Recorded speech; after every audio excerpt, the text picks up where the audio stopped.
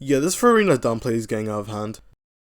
Hello there, Flip here, and today we're going to be talking more about Furina, because it seems I may have been the only person who shared the sentiment into thinking she's really good. For some backstory, before I made my Furina pre-release, that was going off of my first impressions, looking into her kit. So there wasn't things like her hit intervals for us to look at, so I just had to mostly guess. And I don't think my guesses were too far off, but I did fuck up one thing because they worded her healing using the all nearby party members wording that they use a lot to mostly entail that all party members would receive the buff or get that effect. And since it was healing, I really didn't care that much. So I thought it meant that Furina would heal all the party members, but no, she seems to only heal the active character, which, I guess it's not as coke-over as I thought. Besides that, I still think her kit looks really strong on the surface, but as expected, I've seen people be very nitpicky of her flaws in order to downplay or just oversimplify her role in the meta to the point of absolute absurdity. So I'll address some of the main talking points to downplay her, mostly her Hydra application, energy requirements, her signature, and her supposed lack of synergies. And before we do that, hello Genshin players, have you ever wanted more gacha?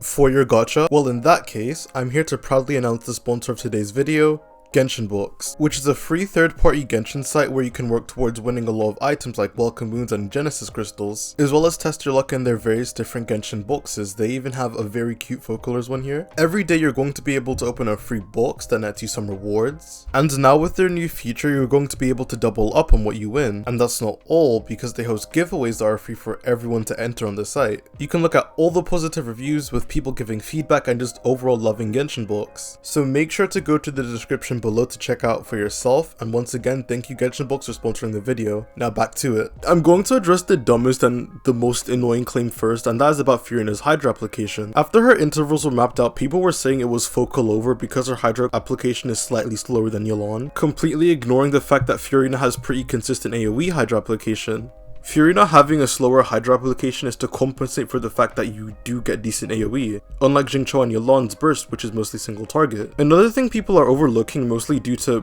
Xingqiu glazers, is that a lot of the time you don't actually need that much Hydra application. Using the War Twink for example, and then looking at Hu Tao since she's the most prominent complaint, a C6 Xingqiu with orbitals is going to be applying a lot more Hydra application than Hu Tao actually needs, meaning a lot of it is going to be wasted and is just excess. Xingqiu's rain swords and orbitals apply 1 unit of Hydra to an enemy, and this will either disappear or get reacted away. If you keep applying 1 unit of Hydra on top of 1 unit of Hydra, you aren't getting any more or less Hydra application. It's still the same amount. And this Hydra will need 2 units of Pyro to be taken away. Hell, even if it's taken away, as long as another unit of Hydra is applied, it will again need another 2 Pyro hits to be applied for it to run out. This is why I hate the misconception so much. Even Yelan as a solo Hydra was enough for Hu Tao, I showed in the gameplay in the background, and content creators who say she isn't are either misinformed or actually just lying to push a narrative. Do you sometimes have Pyro overtake when using Yelan? Sure, but using a combo like N1C on Hu Tao ensures that this will never happen. You also have more than 2 teammates, you have other party slots. If you have Kazuha, you can just give his burst a Hydra infusion to make him more comfy, or you can add Fischl for Overvape who will weaken Hu Tao's Pyro aura, and it sure never overtakes. We have 3 Hydra characters that do close to the same thing. In the worst case scenario, you just double up, but again that isn't mandatory, as you can just slot in Kazuha or slot in Fischl, or you can use N1C that applies less Pyro and you'll most likely be good. The only place where I see her application matter as a solo Hydra enabler is essentially just Bloom type teams. If you use her as a solo Hydra in these teams, it just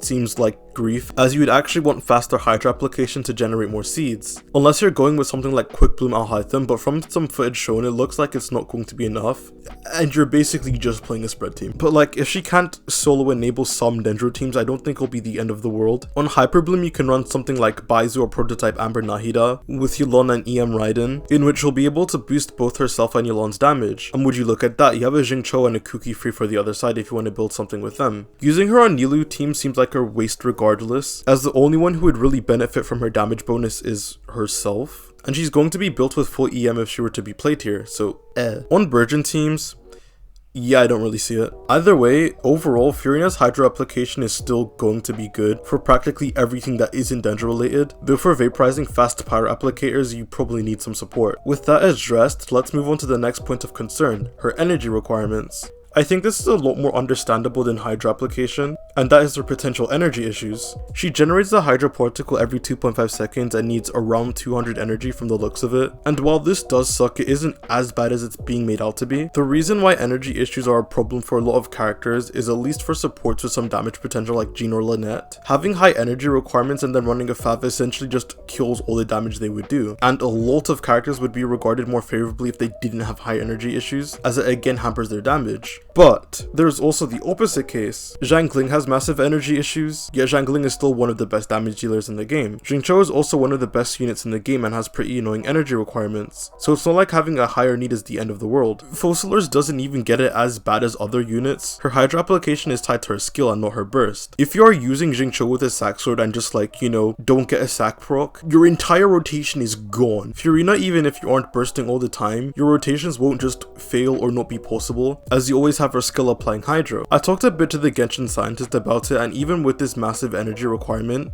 she's still able to outdamage Yelan generally, showing how overtuned her base numbers are. If she didn't have energy issues, she would actually just be a threat, and her burst itself is pretty strong regardless, so in my opinion it does balance out. You do also get weapons like Festering Desire and the Pipe with an ER substat while buffing her damage, so it should be quite easy to build the ER she needs, while still having room for crit rate and crit damage substats. On the topic of her burst actually, due to the nature of Furina's burst and her kit in general, I've heard a lot of talk about her being extremely restrictive, which, I'm not delusional, surprisingly, so I do think she's going to be more restricted than Yelan and Xingqiu after finding out her burst isn't a team-wide heal, though still I feel like some things have to be defended here as it's still egregiously doom posted. Furina's burst over a whole rotation, assuming all your teammates have full HP, will get you 152 fanfare points. Problem is that her burst is backloaded, meaning you can only capitalize on it towards the end of your rotation. But it's not like you are getting unbuffed, because Furina will always be used towards the beginning of your rotation, and while you set up with other characters, it will take like 6 seconds to get to your own field character. After 6 seconds, your entire team is getting a 10% damage bonus that will continue to ramp up from there.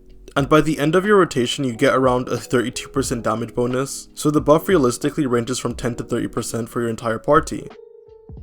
How is that bad? Am I missing something? Not only is Furina buffing her own damage all the time, but she's also buffing your entire team's output as long as they build crit essentially. Then it will only buff your active character or things that snapshot. Yelan's buff is only towards the active character, and Kazuha has to use jank subs in order to double swirl elements sometimes. This is also the worst case for Furina. If you're running a healer, you will generate more fanfare and get a bigger damage bonus. The issue that is notable is that after the first rotation, if you aren't running a healer, then you will not get full stacks on the burst anymore. And I actually do think this is a fair complaint, but at the same time could also be circumventable. For where this level of optimization actually matters, so floor 12 on the Spiral Abyss, occasionally you do have enough downtime to do some healing on Furina. Focalors without her burst buff and without Hydra Resonance is healing for around 4000 HP every 2 seconds. Most Genshin characters are around the 15 to 20k HP range, meaning 1 to 2 stacks of Furina will be able to heal them to almost full, with the only downside being that it only heals one character at a time. At the start of an Abyss chamber, you could just take about 10 seconds or so to heal everyone up to sustain 2 rotations, or even at the end of the chamber, if you have time left, you could just do this before killing the final enemy. Bosses like Magu Kenki, PMA, Hypostasis, and the rest of the stall bosses also have phases where they're immune,